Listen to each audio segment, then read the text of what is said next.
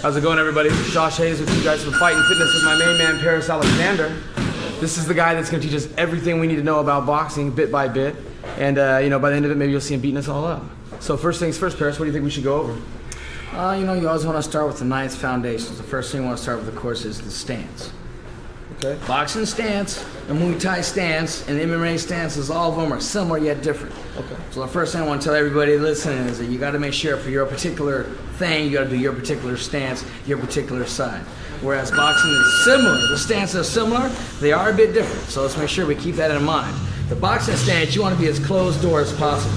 So you want to have the feet want to be at 6 and 12 o'clock. All right, 6 and 12 o'clock, which automatically halves you out. You notice when you're standing like that, so a lot of them stands have the door open. This is the door. You want that door to be as close as possible in boxing because you're not worried about kicks in boxing. You're about proper placement of your body to get off the best punches as possible. All right, so you want the door to be closed. Both feet are at 6 and 12, both toes pointing at 1 p.m. And the weight, you're able to evenly distribute that weight from side to side.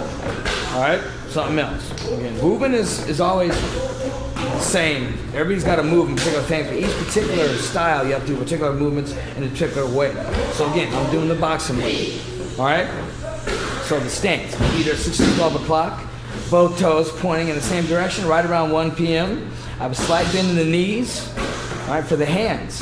Hands want to be up nice and tight in boxing. With the right hand, you want to bring it up, right on the cheek. Elbow tucked in nice and tight, and thumb pointing towards your opponent. Now, you don't want to be all tightly, I see a lot of people get all tight. Don't be all tightened up. You want to be nice and loose. Want to be nice and loose. This should be nice and natural feeling. All right? So again, we're nice and symmetrical, nice and small and smooth. Hands up, thumb pointing towards your opponent, and elbow pointed in. All right, the first part. Left hand, you bring it up, right below the eyes, right in front of the nose. Now again, in boxing, you want to make sure the left hand is in front, not the same as the right hand. This is one mistake I see a lot of people making, where both hands are at the same spear. That's no good because it's too easy to get blocked in. All right, so you want to make sure that the left hand is in front of the right hand, not right at it. All right, so this is your first wave for defense, and the first thing that you work on offense. All right, so we started nice and natural. Turned it around now, sideways and symmetrical. All right, hands are up, chin is down, elbows pointing down. And again, I'm not all tightened up and all tight. I'm just nice and closed in, nice and symmetrical, able to shift that weight. Able to shift that weight, able to shift that weight. All right, so that's the first step. We have a nice firm foundation. That's the first step to having a good jab and to be able to, you always in boxing got to be constantly stay ready. You should be able to in boxing be able to do offense or defense at any given time.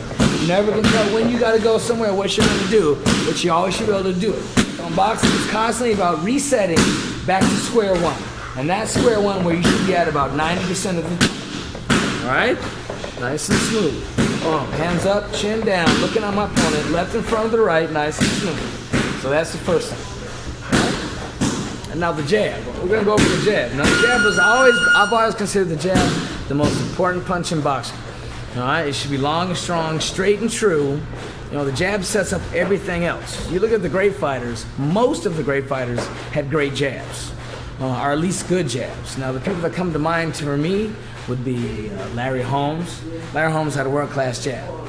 Thomas Hearns had a world-class jab. Pernell Whitaker, world-class jab. Nowadays, I can think of a couple of lines come to mind. One is Winky Wright. Winky Wright has a beautiful southpaw jab. It's wonderfully straight, smooth, relaxed, and thrown at the right time. So now we're going to work on the jab, the most important punch in boxing. So what we want to do, I want to do now is want us both to put a pair of gloves. Both put a pair of gloves on.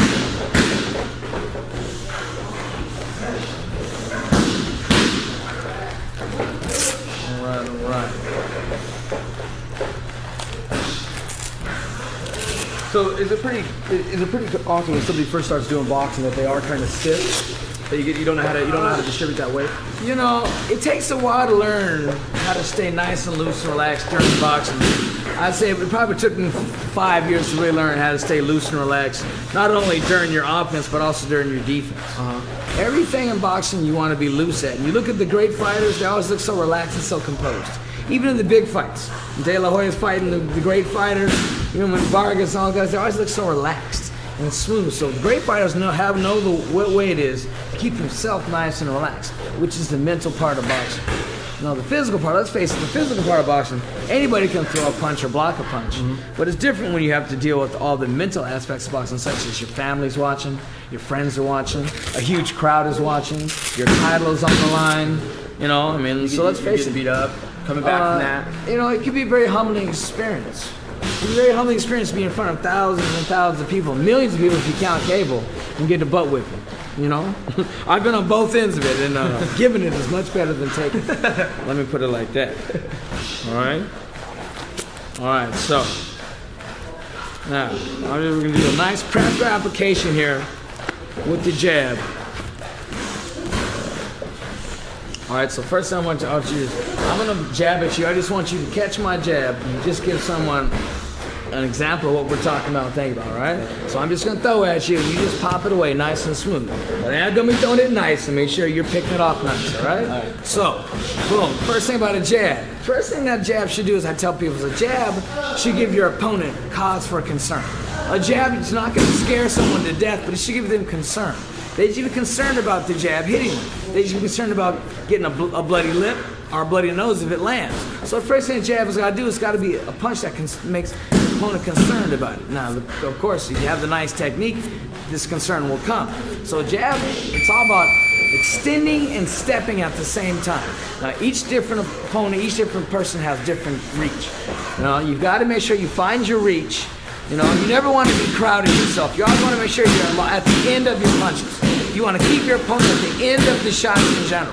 So in boxing, the jab is so important because it helps you find your reach. It helps you find where you can throw. So again, here we go. I'm going to start throwing that jab now. Pop it off, nice and smooth. Like I said, a jab should be long and strong, straight and true, and it should give the opponent concern. Now, he's not scared of that jab. But I can assure you he is concerned with it. Why? Because if it lands, it's going to pop that lip. Right? I'm not trying to kill him with it. I'm trying to get him concerned about this jab. And he's concerned with it, all right? So again, that's what we're looking for. Same thing when he throws. If he throws his jab, throw your jab.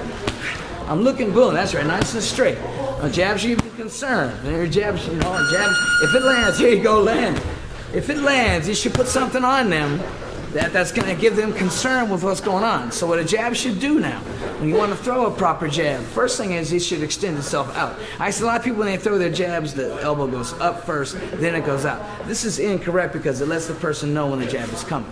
A jab should telescope from the original starting position, telescope out toward the opponent.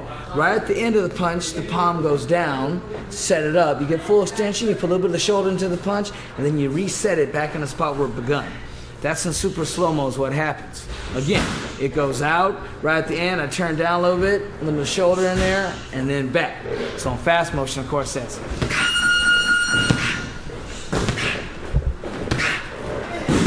Now you gotta make sure that you don't moon. A lot of people moon. What's mooning?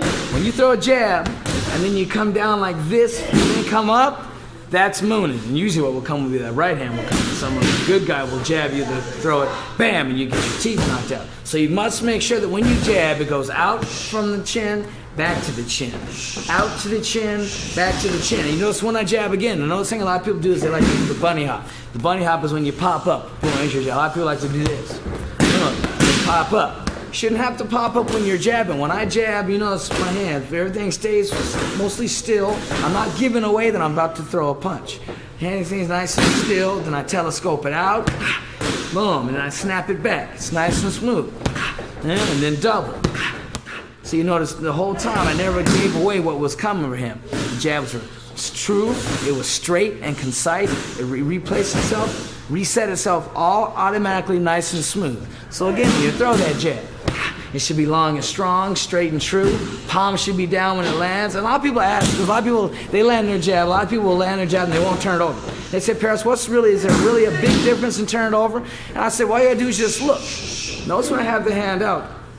Notice when I turn it over, how more of my body becomes involved in the shot. Not only does the shoulder come up to help protect the chin, but it just adds more of the whole upper body to the punch in your. So just imagine just doing that in fast motion. Because that's all you're doing. All right, so that's why you want to turn it over. Landing your jab like this isn't bad, but it's not everything. If you turn it over, now I can land punching. If I miss, and if he happens to get a lucky shot there, I might be able to get blocked, part of it partially blocked away, and able to reset. All right, so again, a good jab is one that is piston straight, pops itself out nice and smooth, and it resets itself. The chin doesn't pop up. The other hand doesn't go down. Everything stays nice and smooth, because this is something else. One of the other most common mistakes you'll see people doing in boxing when they throw it is they'll flap. Flapping is when you go like this. When they throw and the other elbow is flapping up. That's flapping up. That's one of the most common mistakes I see people make. And doing that is, if you get someone who knows what they're doing, they're going to catch that first jab, slide over on the second jab, and your ribs are going to get broke down there. Bang, right? So again, you notice when I throw my jab, that elbow's right there where it belongs. It doesn't move. I don't give away that I'm going to throw the jab. Too often people want to give away they've got the jab. They lift the head, put the head back. You should be able to disguise. A good technique disguises when it's going. Boom. That jab is hard and smooth. Boom. So I'm not having to sock myself out and try to rev up and get power for it. It stayed powerful. It was powerful from the get-go. Nice and smooth. It's out there. It's straight. The other hand's up. So even if I miss, I reset and I try again. I'm not trying too hard, taking my time with it and letting it go. Same thing if he's with a jab. Boom. Just catch it and jab. Boom.